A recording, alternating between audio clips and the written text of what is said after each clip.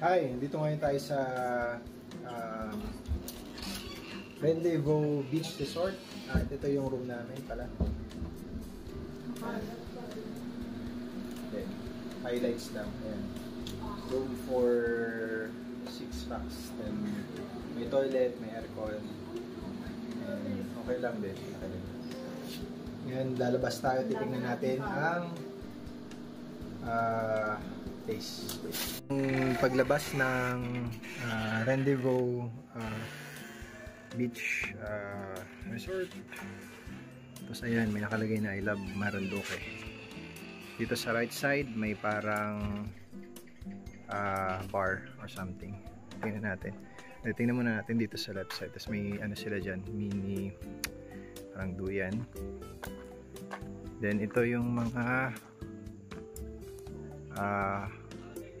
pasyalan sa Marinduque. Ayan, konti lang napuntahan namin dyan. Hindi kaya ng 3 days. Okay, tingnan natin. Dito tayo sa may bar. Tingnan natin yung ano ngayon dito. Ayan, parang may Moroyon something dyan na ano, statue. Tapos may kitchen na pala sa dito. So, ang kagandahan dito sa lugar namin, pag nirent mo siya, pwede mo nang gamitin yung kitchen, then pwede ka magluto. Ito may mesa. Ito yung contact number, ano nila, pangalan ng resort ay Rendezvous Beach House. Ayan. Okay, tapos may mga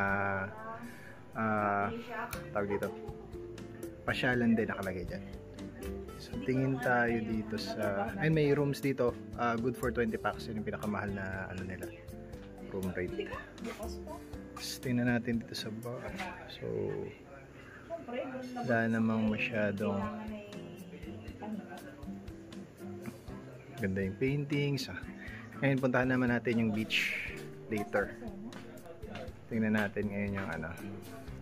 Time check pala ngayon is 8 PM. Punta tayo sa beach. So, dito ang daanan. Actually, ang beach ay mga 2 minutes away. Dagat na agad. Sige, tingnan natin. Pause ko muna. Dito tayo sa labas ng ano natin, pinag-stayan. So, actually, sa labas nito, sa tapat nito, ito yung Torrijos White Beach. Isa to sa sikat na puntahan dito sa Marinduque. Ngayon pupunta tayo sa beach. Actually white sand siya, din maganda ang ano. Ito may parang public toilet dyan. Mas malaan na siya. Ganda. Papakita ko sa'yo. Ang linaw ng dagat. Actually sa umaga mo makikita ngayon. Yan. Pagdating dito, ano ba makikita? Ayan. Yung mga lights, papakita ko lang yung lights. Ayan. Teka. So, makikita mo yung parang mga surf ano dyan. Design lang actually. Pero ang ganda niya. With coconut trees or so. Yung sun niya pala, ano, white sun talaga. So, sa umaga lang talaga siya ma-appreciate. Tapos meron dito sa right side niya is yung mga tent.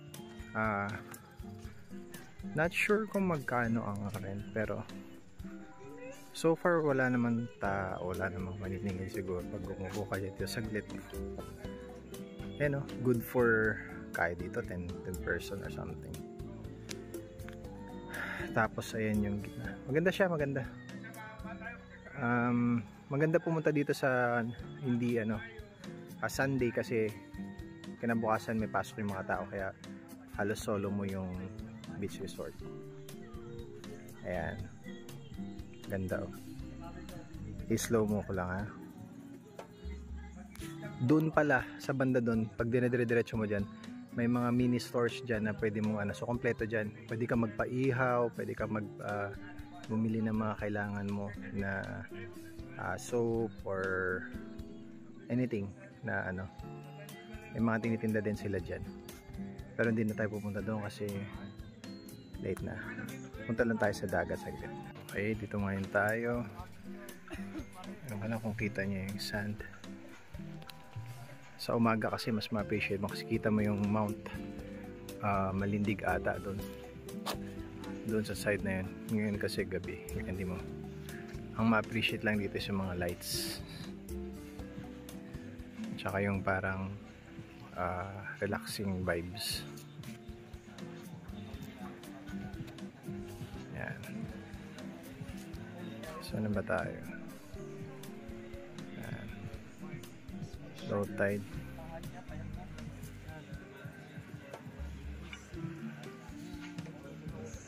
Balik na tayo dun sa ano natin.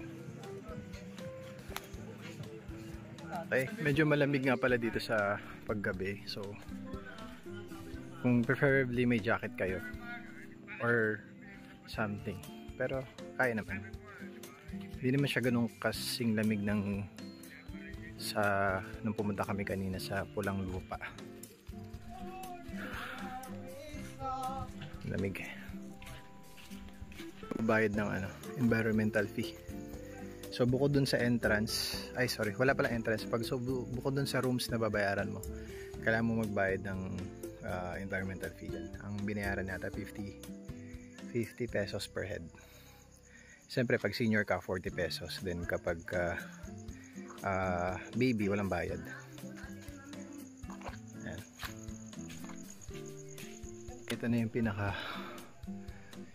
pinag-stayan talaga namin. Ayan, Rendezvous Beach House Room for Rent. So ang rent namin dyan is actually tinawaran lang namin, so 5K for 3 days. And actually 2.5 siya per day, pero tinawaran namin for yung may-ari. So, yan. Kung gusto nyo mag-book, meron din silang Facebook page kung gusto nyo makita yung pinaka-offer nila. Okay, lakad muna tayo dito. Ano to? Yan.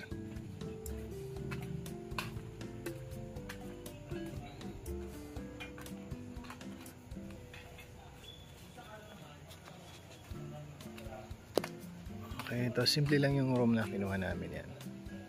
So 2 beds, nagdala lang kami ng airbed. 2 queen size beds yung so may aircon. Yan. So may internet cafe din yata sila dito. Nakalagay internet cafe. Yan. Pero hindi ko pa na-try yung internet. Pero libre naman ang wifi nila. So libre wifi, then kahit isang table kayo dyan. May video okay din, so kung gusto nyo mag video okay, pwede.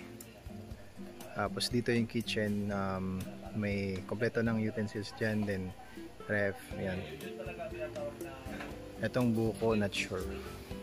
Not sure kung libre, pero hindi yan siya kasama sa package. So yan.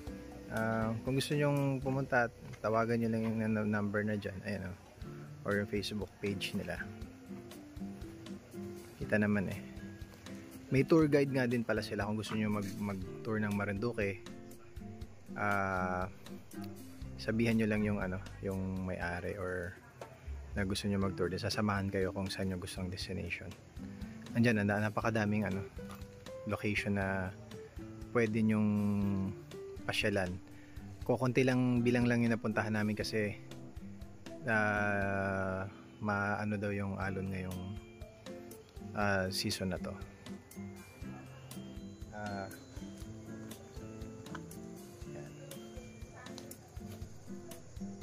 Yan, maganda yung place and relaxing. And ang kagandahan sa lahat is yung pag mga 2 minutes walk nandun ka na sa beach. So good place na rito, goods.